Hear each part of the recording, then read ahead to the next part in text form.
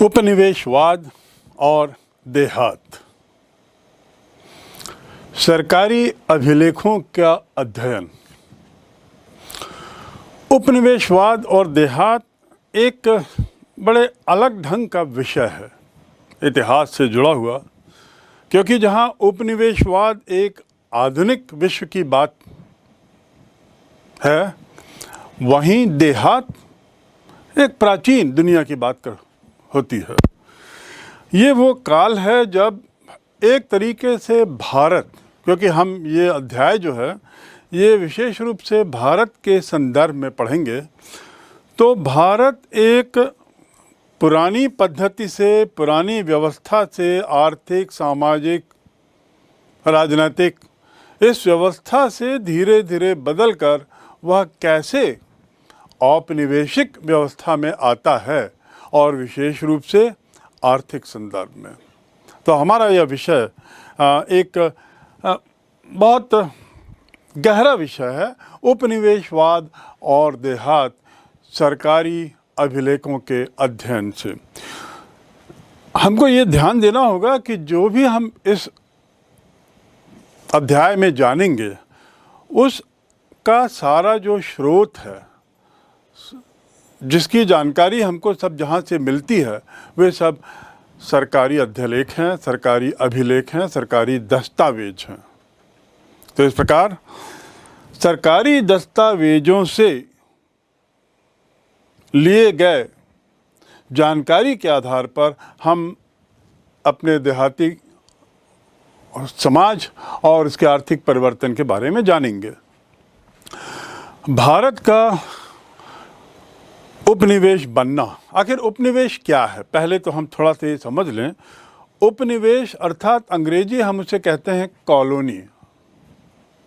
किसी एक बड़े देश के मातहत एक गुलाम देश के रूप में रहना, किस उद्देश्य से कि जो बड़ा देश है, जो संपन्न देश है, जिसने हमको गुलाम किया है, वह उसका मुख्य उद्देश्य क्या रहता है, जिस पर हम आगे चर्चा करेंगे। तो किसी एक खास उद्देश्य से किसी अन्य देश पर कब्जा करना, यह उपनिवेशवाद है। और ये 17वीं शताब्दी, 18वीं शताब्दी, 19वीं शताब्दी में उपनिवेशवाद बहुत विकराल रूप में सामने आया था। उपनिवेशवाद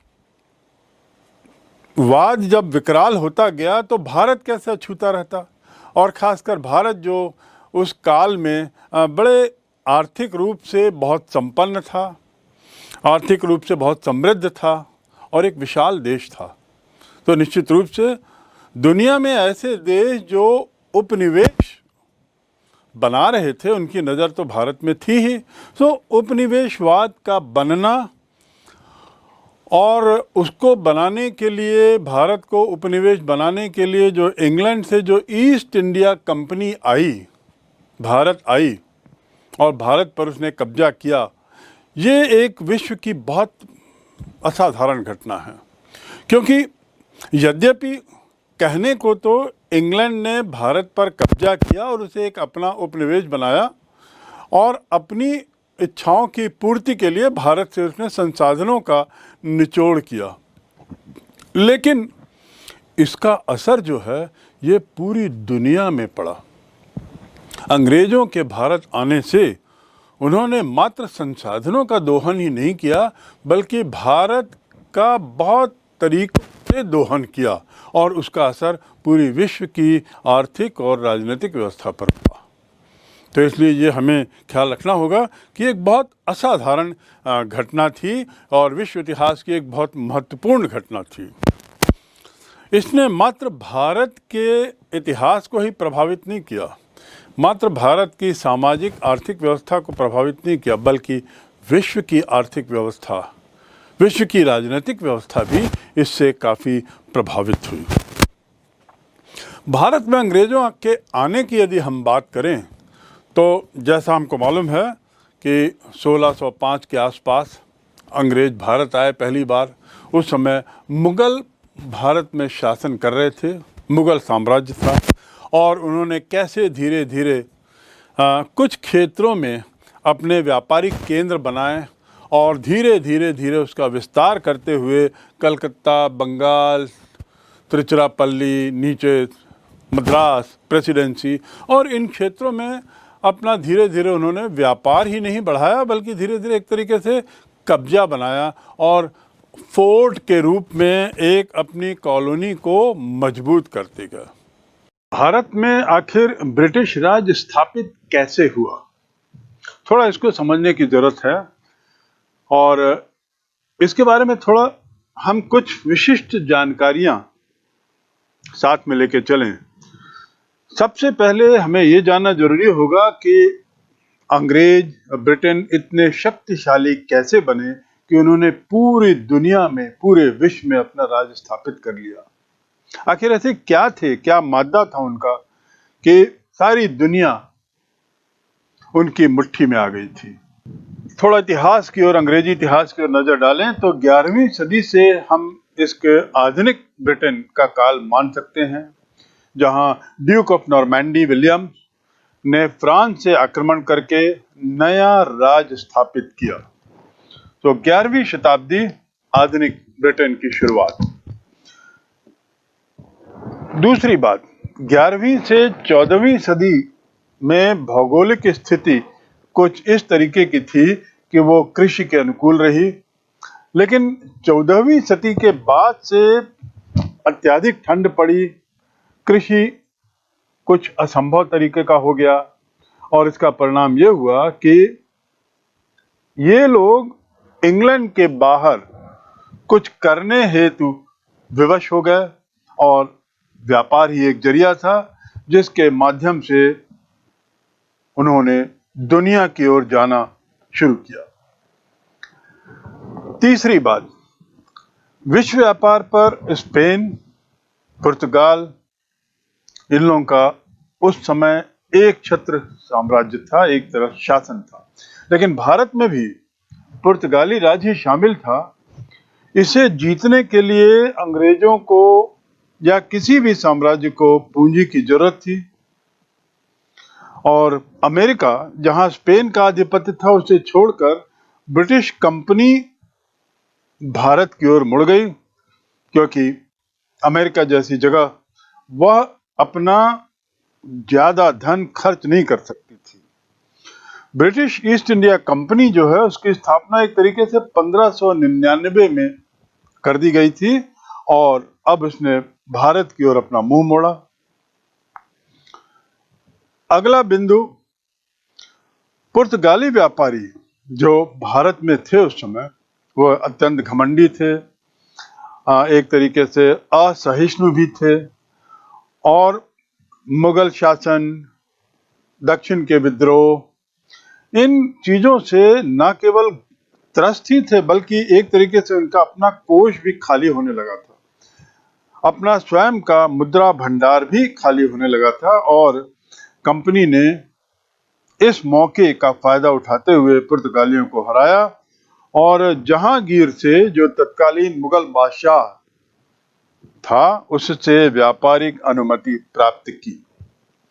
यहां से शुरू होता है अंग्रेजों का भारत में विस्तार और भारत का एक तरीके से अंग्रेजीकरण।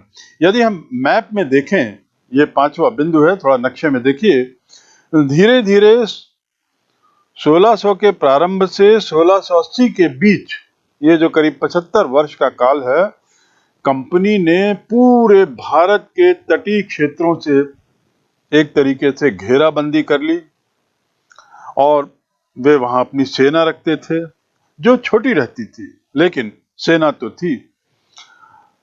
ये सेना की उपस्थिति क्यों थी? ताकि जरूरत पड़ने पर किसी अन्य के साथ यदि झगड़ा हो, जिसमें मुगलों के साथ बाद में हुआ, फ्रांसीसी कंपनी के साथ बाद में झगड़ा हुआ, तो उस पर धावा बोल सकें, हमला कर सकें और जरूरत पड़ने पर कब्जा भी कर सकें।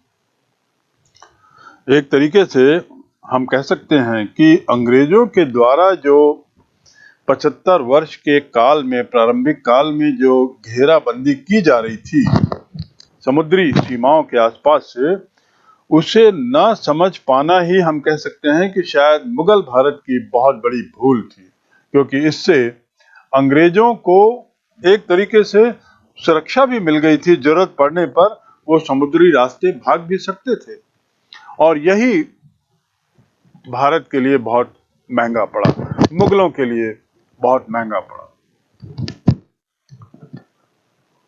मुगलों को चुनौती 1600-1680 के बीच कई बार चुनौतियां दी गईं, परंतु मुगल साम्राज्य ने कंपनी को 1686 में एक बड़ा सबक सिखाया। लेकिन फिर भी अंग्रेज समय आने पर इससे उबर गए। लेकिन ये 1686 के सबक के बाद अंग्रेजों ने लगभग 1757 तक, ये वो वर्ष है जब प्लासी का युद्ध हुआ था, अंग्रेजों ने कुछ ऐसा नहीं किया जिससे मुगल अत्यधिक नाराज हो जाएं, पर यह तय हो गया कि अंग्रेज इस 1686 के सबक को भूल नहीं पाए। औरंगजेब ने न सिर्फ कंपनी के कई ठिकानों को ध्वस्त किया इस दौरान, बल्कि 3 लाख का जुर्माना और अन्य तरीके की कार्रवाई भी की।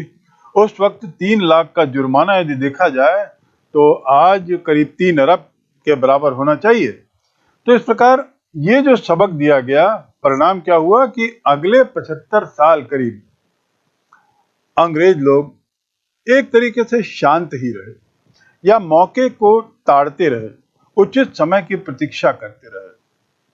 और औरंगजेब की जब मौत हुई 1707 में, तो कंपनी को विश्वास हो गया कि अब भारत पर आधिपत्य संभव है।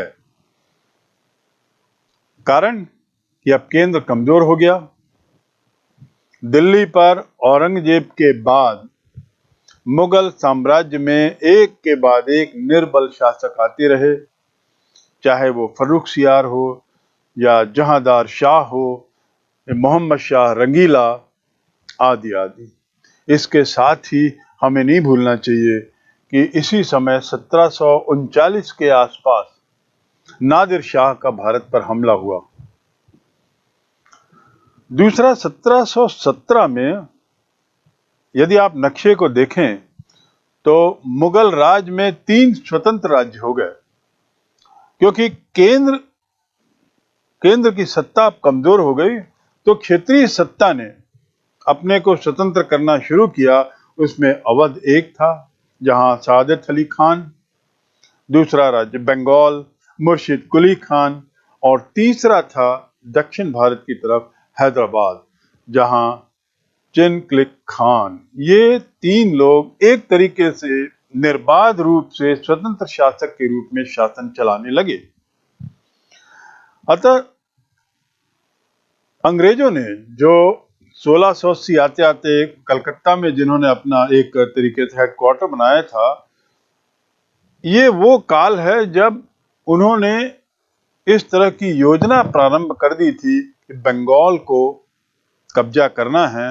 दूसरे शब्दों में, प्लासी की कहानी या प्लासी का बैकग्राउंड, प्लासी की लड़ाई का बैकग्राउंड यहीं से शुरू होता है।